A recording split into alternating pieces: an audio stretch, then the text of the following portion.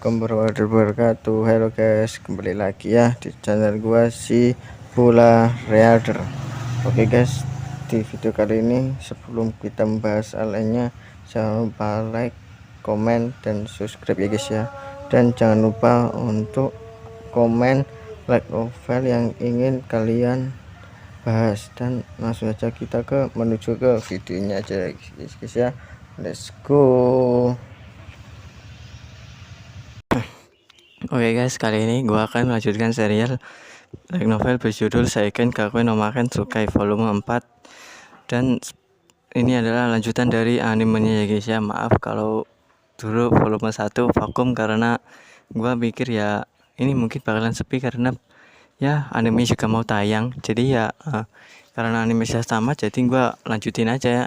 Untuk volume 2 dan 3 nya jika kalian mau bahas juga komentar di bawah ya guys ya. Dan langsung saja kita menuju pembahasannya aja ya guys ya. Kepiting. Saat angin dingin bertiup mengabur pandangan seseorang, suara salju yang dihancurkan di bawah serangkaian serangan kaki yang terdengar. Serangkaian langkah kaki bisa terdengar. Ini adalah yang dihancurkan di bawah. Ini ujung paling utara dari benua keempat, wilayah kerajaan lama Frosthaven. Daerah ini pernah berkembang berkat industri yang dibangun di atas logam timah beku mana. Namun 64 tahun yang lalu, Void Stampede meletus di wilayah tetangga. Frosthaven dikonsumsi dalam hitungan 2 minggu. Sejak saat itu tidak ada manusia yang berani menginjak kaki di tanah beku itu. Namun itu berubah hari ini. Ketika beberapa sosok maju melalui tundra yang sunyi ini. Apakah Anda akan baik-baik saja, petugas riset Clauvia? Seseorang pria paruh baya bertanya sambil menatap Gletser melalui sepasang kacamata militer. Ini adalah kapten tim peneliti kehancuran. Dia berafiliasi dengan Kesatria Pertahanan Kota Taman Serangan ke-6. Ya, laporan unit sebelumnya mengatakan sarang Void yang menyebabkan bencana di sini telah dihancurkan.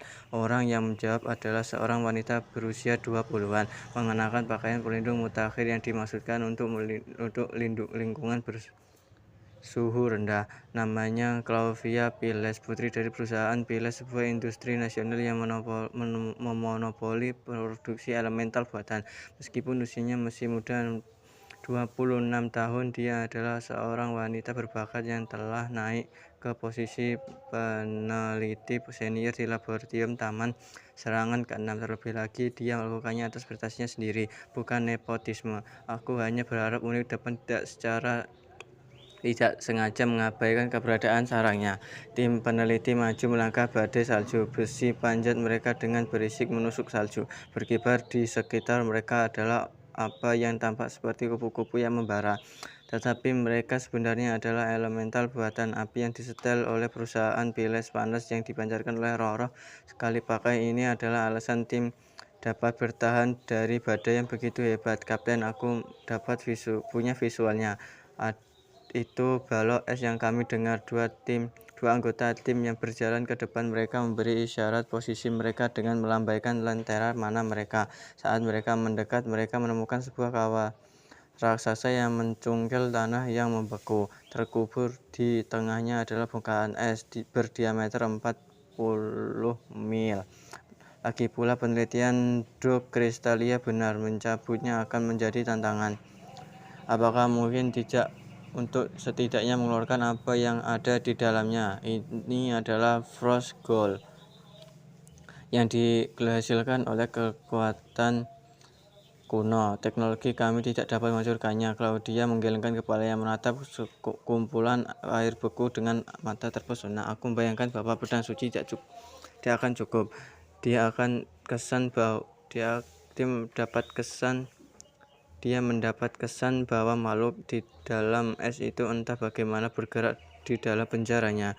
Jadi benda ini pernah menguasai dunia kuno? Tanya kapten. Ya, jawab Claudia. Inilah yang pernah mereka sebut sebagai pangeran kegelapan.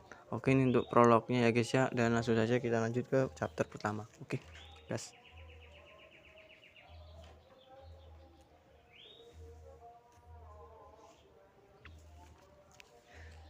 Oke, ini chapter pertamanya guys ya. Prajurit Amilas, si pegulat Doruk, dan sang archmage Nevisgal, 3 juara Ragnas yang bangga. Untuk menghormati layanan terhormat Anda selama kampanye baru-baru ini, saya memberikan medali tulang iblis kepada Anda bertiga. Devil Board Medal. Sungguh menakjubkan, bukankah itu salah satu penghargaan terbesar yang bisa diterima oleh pasukan pangeran kegelapan? Oh. 3 kesatria kerangka menggertakkan gigi mereka yang tersisa dalam kegembiraan saat mereka menangis karena rasa terima kasih. Kamu pantas mendapatkannya, Leonis menjawab dengan anggukan murah hati. Prestasimu luar biasa, banggalah pada dirimu sendiri. Mereka berada di kamar Leonis di lantai 2 asmara Velgr. Sedikit lebih dari 3 hari telah berlalu sejak penyelidikan taman serangan ketiga. Setelah akhirnya terbangun dari kekalahan yang disebabkan oleh penggunaan pedang iblis Dainslaif, Leonis memilih untuk memberikan penghargaan kepada 3 kesatria atas kontribusinya mereka dalam pertarungan. Saya harus memastikan bahwa sementara hukuman akan berat di tentara pangeran kegelapan yang baru direformasi, supaya akan dikompensasi dengan murah hati meskipun berada jauh di dalam wilayah musuh. Ketiga kesatria kerangka telah melakukan pekerjaan yang sangat baik dalam menjaga arteknya Riselia. Mereka telah menunjukkan kekuatan mereka yang kuat selama pertarungan melawan foil juga. Prestasi seperti itu lebih dari cukup untuk memberi mereka medali tulang iblis. Leo, apakah mainan tulang kecilmu itu benar-benar masalah besar? Riselia bertanya, matanya yang sebiru es tengah tentang rencana itu dengan keraguan. Kau tidak tahu, Rona Riselia? Amilas gemetar karena terkejut, karena medali tulang iblis adalah dekorasi terbesar yang bisa didapatkan oleh Undead. Doruk mengoceh. Dia, Riselia bertanya, tampak sangat bingung. Kalau begitu, aku akan menerima medali sebagai perwakilan dari pesanan kita. Kerangka berjubah Nevisgal berkata sambil berusaha menyingkirkan medali. Tunggu sebentar, Nevisgal tua, itu tidak akan berhasil. Orang yang memonopoli semua kemuliaan harus menjadi orang yang paling banyak berkontribusi. Dengan kata lain, harusnya aku. Hell Trap Grappler. Doruk, bagaimana kamu bisa mengatakan itu? Saya tidak punya banyak kehidupan tersisa di tulang lama saya. Akan adil untuk menyerahkannya padaku. Kami adalah Undead Nevisgal. Belum ada kehidupan di salah satu tulang kami dalam ingatan baru-baru ini. Sekarang ayo, serahkan. Oh, no. Aku tidak akan yang paling layak menerima hadiah itu. Pertengkaran ketiganya berubah menjadi keluarga lahiran dan tidak lama kemudian ketika kerangka itu terjadi dalam kekacauan baku tembak. Kalian bertiga, Leonis menyerang, memegangi jarinya di pelipisnya dengan kesal. Cukup, ini adakan duel atau kontes apapun yang Anda suka dan putuskan siapa yang akan menerima hadiahnya. Sambil mengangkat tongkat dosa penutupnya, Leonis menjatuhkan ketiga kerangka itu ke dalam bayangannya. Champion of Ragnas terus bergulat saat mereka jatuh ke lantai. Aku bersumpah kekuatan mereka sebagai Andi tidak diragukan lagi. Tapi kenapa mereka harus begitu? Leonis berbisik dengan berasa, baunya terkulai. Riselia bagaimanapun ketawa masam. Apa? Dia bertanya. Teman-teman lucu sekali, Leo. Merasakan semburat merah menjalar di pipinya, Leonis batuk kering. Aku juga sudah menyiapkan medali untukmu, Rona Celia. Leonis mengacungkan tongkatnya, menghasilkan tengkorak seukuran tangan untuk melayang di udara. Leonis, apa ini? Tanya Rizal. Sebuah medali kematian lengkungan, jawab Leonis dengan nada serius. Terima. Seandainya 3 juara Ragnas masih ada di sana, mereka kemungkinan akan mengangkat suara mereka karena terjerit. Ini adalah penghargaan kaliber tertinggi, dibuat dari mengoles menusukkan daun emas ke tenggorokan naga asli, hanya jenderal terhebat dari pasukan Pangeran Kegelapan yang mewarisi. Leonis yakin bagaimanapun bahwa Riselia telah melakukan cukup banyak untuk mendapatkan trofi ini. Selama pertarungan dengan Thearis Resurrectia, anggota dari 6 pahlawan yang telah berubah menjadi foil, dia berbagi darah dengan Leonis ketika dia terluka. Tindakan ini telah menyelamatkan di masa kritisnya, ditambah lagi darahnya juga berfungsi untuk membangkitkan ingatan yang tersegel tentang Dewi Roselia. Sekarang tidak perlu merasa dicadangkan, ambillah, desak Leonis. Pangeran Kegelapan menawarkan Roselia tengkorak naga emas yang bersinar, namun wanita muda itu menggelengkan kepalanya dengan tidak nyaman. Aku baik-baik saja, aku tidak membutuhkannya. Mengetahui bahwa kamu berterima kasih sudah cukup untukku, katanya. Menepuk kepala Leonis dengan lembut. Kau tidak membutuhkannya. Respon tak terduga itu tampaknya membuat Leonis bingung. Ini adalah Archdeath Medallion, tahu? Ya, maksudmu? Ya, maksudku kamu memberikanku gaun cantik itu, kan? Benar. Memang.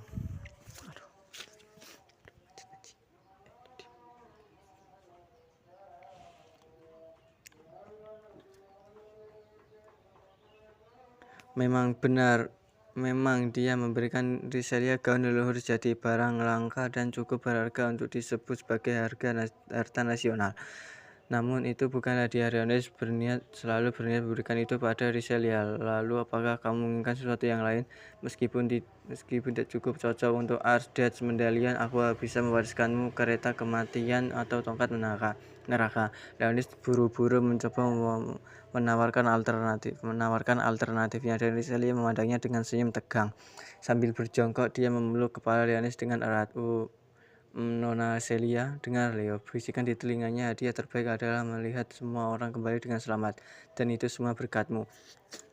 Merunduk memeluk Leo, berarti tidak ada dong. Oh, wah, itu gak ingin, anjing.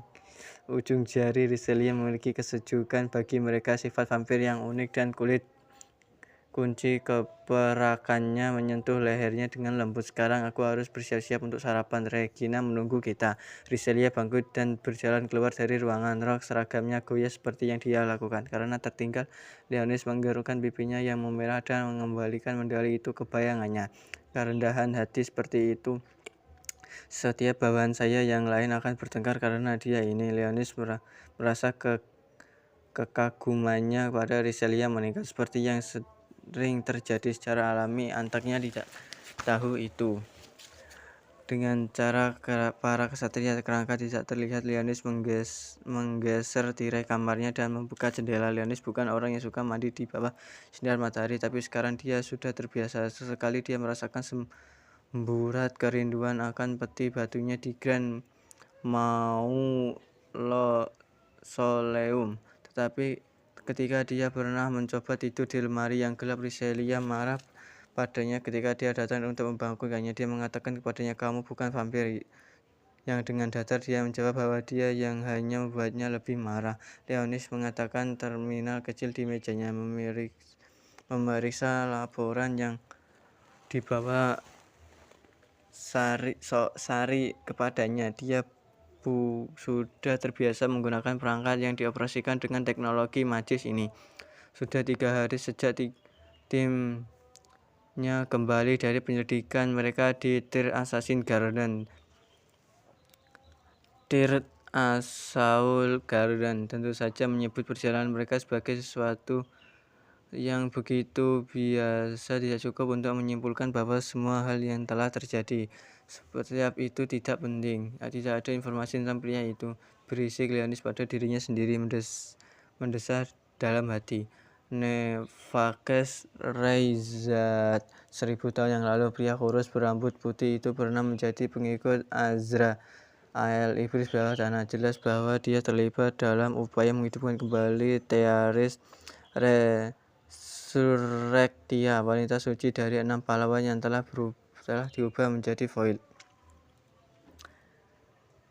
Terlebih lagi terbukti dia memiliki informasi yang informasi mengenai Dewa Roselia yang dicari Leonis. Dia telah mengatakan bahwa Roselia akan dibangunkan menggunakan kekuatan tubuh wanita suci sebagai wadah, dan memang Leonis telah memastikan bahwa jiwa Dewi terdiam di dalam tubuh Thearis Resurrectia.